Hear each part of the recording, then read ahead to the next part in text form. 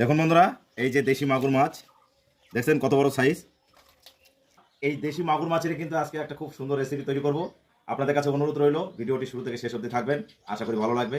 তো সবার প্রথমে এই মাগুর মাছটাকে আমি এখন ভালোভাবে ধুয়ে কেটে মনে পরিষ্কার করে নেব, তারপরে রান্নার ওখানে দেখা হবে। তো বন্ধুরা, মাগুর মাছ কিন্তু আমি খুব সুন্দরভাবে এক সাইজ মতো কেটে নিয়েছি, আর এখন আমি ধুয়ে পরিষ্কার করে নিচ্ছি।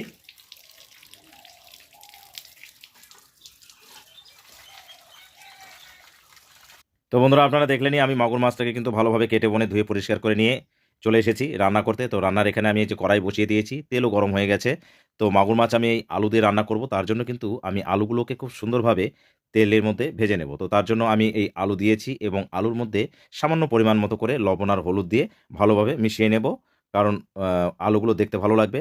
তো আলু ভাজতে ভাজতে আমি এই যে মাগুর মাছের যে পিসগুলো ধুয়ে নিয়েছি এগুলোতে কিন্তু লবণ আর হলুদ দিয়ে ভালোভাবে মেখে নেব, কারণ মেখে রাখলে আগের থেকে লবণ হলুদটা মাছের মধ্যে বেশ ভালোভাবে লেগে যায়।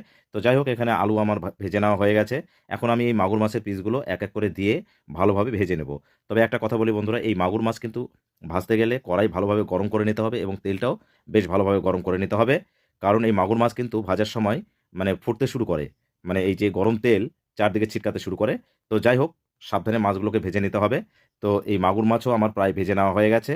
তো এই মাগুর মাছগুলো এখন আমি উঠিয়ে নেব পাত্রে।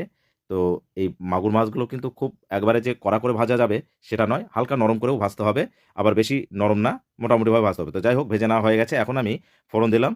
তো তারপরে যে পেঁয়াজ কেটে রেখেছি সেই পেঁয়াজ দিয়ে দিলাম। এখন আমি গুঁড়ো মশলাগুলো দিয়ে দেবো। তো এখানে লবণ, হলুদ আর ধনিয়া পাউডার ছিল। তো সবগুলো এখন একসঙ্গে ভালোভাবে মিশিয়ে নিলাম। এরপর বাটা মশলা, এখানে লঙ্কা বাটা, আদা বাটা রয়েছে আর জিরা বাটা আলাদা করে নিয়েছি। এগুলো সব এই বাটা মশলাগুলো এখন কিন্তু ভালোভাবে আমি মিশিয়ে নেব। তো মেশানো আমার হয়ে গেছে। দেখুন বন্ধুরা, একবার মসলার কালারটা দেখুন কত সুন্দর হয়েছে। তো এই এখন ভেজে রাখা আলুগুলো আমি দিয়ে দিলাম। আলুগুলোর সঙ্গে ভালোভাবে মিশিয়ে নেব মশলাটা। তো এদিকে আমার মোটামুটি আলু মশলার সঙ্গে ভালোভাবে কষিয়ে নেওয়া হয়ে গেছে। তো সামান্য পরিমাণে একটু জল দিয়েছি আলুগুলোকে ভালোভাবে সেদ্ধ করার জন্য।